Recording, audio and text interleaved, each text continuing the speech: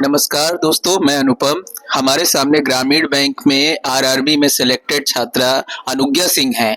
हम लोग जानेंगे कि अनुज्ञा से किस पेशेंस के साथ तैयारी किया, कैसे सिलेक्शन हुआ इनका, कितनी देर पढ़ना चाहिए, क्या-क्या आवश्यक हैं। क्योंकि जब हमारा चयन होता है तो उसमें हमारे लिए ये ज़रूरी है कि हम कैसे सब्जेक्ट का सिलेक्शन करें, कैसे तैयारी करें। तो थोड़ा-सा अनुज्ञा से जानेंगे अपनी स्ट्रेटजी या बैंकिंग के क्षेत्र में जाने का कहाँ से उन्होंने अपना मोटिवेशन लिया।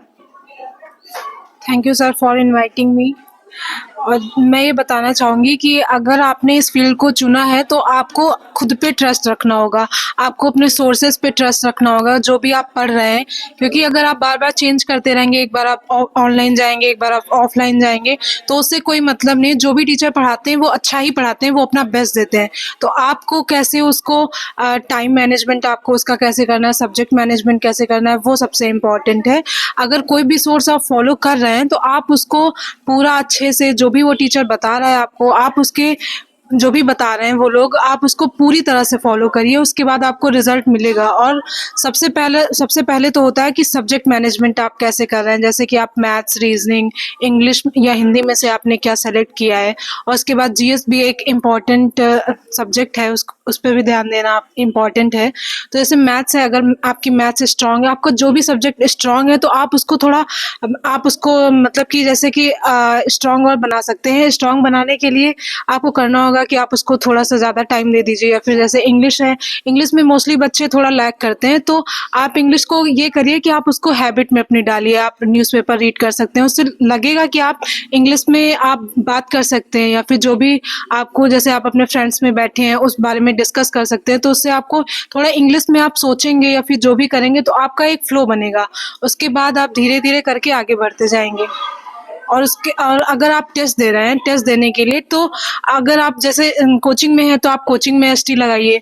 उसके बाद अगर आपको घर में टाइम मिला तो आप कोई ऑनलाइन सोर्स भी ऐसे देख सकते हैं। जैसे आप घर में फ्री हैं, आप उस रात में तो आ नहीं सकते कोचिंग में टेस्ट देने के लिए, तो आप ऑनलाइन भी एक दो सोर्स देख सकते हैं कि हाँ, आप ऑनलाइन भी दे दीजिए। उससे फिर जब आप आएंगे ऑफलाइन में, आप वहाँ टेस्ट देंगे तो आपको टीचर्स का अच्छा रिस्पांस मिलेगा। तो आप ऐसे ही करके धीरे धीरे प्रोसेस वाइज आप खुद पे ट्रस्ट करके आप आगे बढ़ सकते हैं और आप अपना सिलेक्शन सुनिश्चित कर सकते हैं। बिल्कुल सही बताया अनुज्ञा ने कि तैयारी हमें कैसे करना चाहिए। और ये निश्चित है कि अनुज्ञा का जो क्लर्क में और पीओ दोनों में चयन हुआ है, वो कहीं न कहीं इनकी एक बहुत अच्छी तरीके से स्ट्रेटजी रही है कि दोनों को कैसे हम तैयार करें, कैसे है। अनुज्ञा, मैं जानना चाहूँगा, कई बार बच्चों का जब प्रीलिम्स निकल जाता है तो बैंक में मेंस की परीक्षा के लिए बहुत कम समय मिलता है। उस कम समय में कैसे मैनेजमेंट करना चाहिए बच्चों को?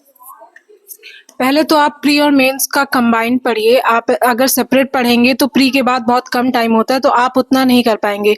अगर आपने पहले से किया है तो आप जीएस को आप रिवाइज करने के लिए टाइम दे पाएंगे। अगर आपने पहले से नहीं पढ़ा है तो वो टाइम आपको मेंस और प्री के बीच में उतना सफिशिएंट टाइम नहीं मिल पाएगा। तो आपको है कि अपना एक बेस बना होना चाहिए। आपको मैथ, रीजनिंग, ये सारे सब्जेक्ट आपके पहले से मेंस में जो भी आता है, जैसा पैटर्न आता है, आप उससे कम से कम उसके एक दो टेस्ट आपने लगाए हो पहले से। उसके बाद आप जब प्री और मेंस का बेसिक जो बीच में टाइम होता है, उसमें आप टेस्ट पे ज़्यादा फोकस करिए। वो ज़्यादा इंपॉर्टेंट होता है कि आप कम से कम 3 घंटे बैठना तो सीखिए, उसके बाद आप एग्ज़ाम निकाल पाएंगे। तो वो अगर हैबिट आप अपनी डेवलप कर रहे हैं तो वो सबसे ज़्यादा ज़रूरी है। और अगर आपका बेस स्ट्रांग होगा तो आपको रिविज़न करने में उतना टाइम नहीं लगेगा। और उसके बाद आप प्री के बाद आप आराम से पूरा अपना सिलेबस कवर कर सकते हैं और अपना मार्क्स अच्छे गेन कर सकते हैं। बिल्कुल सही कहा है कि प्री के साथ-साथ हम मेंस की भी तैयारी करते रहें, क्योंकि अगर प्री और मेंस में आपको समय कम मिलता है और दोनों में आपको तालमेल बना के रखना है।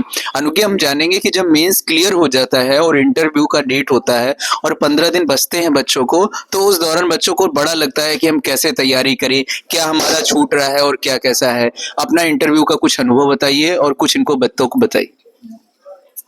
इंटरव्यू में तो सबसे ज़्यादा इम्पोर्टेंट है कि आप जैसे हैं वैसे रहिए। आप कुछ भी फेक करने की कोशिश मत करिए। जो भी आपकी हॉबीज़ हैं उनको आप अपना, जो भी वो पूछ रहे हैं आपसे, जो भी वो आपका व्यक्तित्व जानना चाहते हैं, वो आपने मेंस क्लियर किया, यानी कि वो आपका नॉलेज पहले ही चेक कर चुके हैं।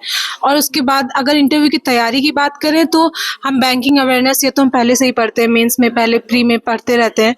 फिर उसके बाद आपका आता है कि उसको हमें कि अपने जैसे कि आप बैंक में जाते हैं, बैंकिंग टर्मिनोलॉजी जो भी होते हैं कि आपके कौन कौन से टर्म्स हैं, तो उन टर्म्स को आप प्रिपेयर करिए। अगर वो टर्म्स आपके प्रिपेयर हैं, मोस्टली यही होता है कि वो आपसे बैंकिंग का इतना नहीं पूछेंगे। अगर पूछते भी हैं, अगर आपका वो बैकग्राउंड है, आपने अगर कॉमर्स पढ़ रखा है, तो वो उससे क्वेश्चंस करेंगे।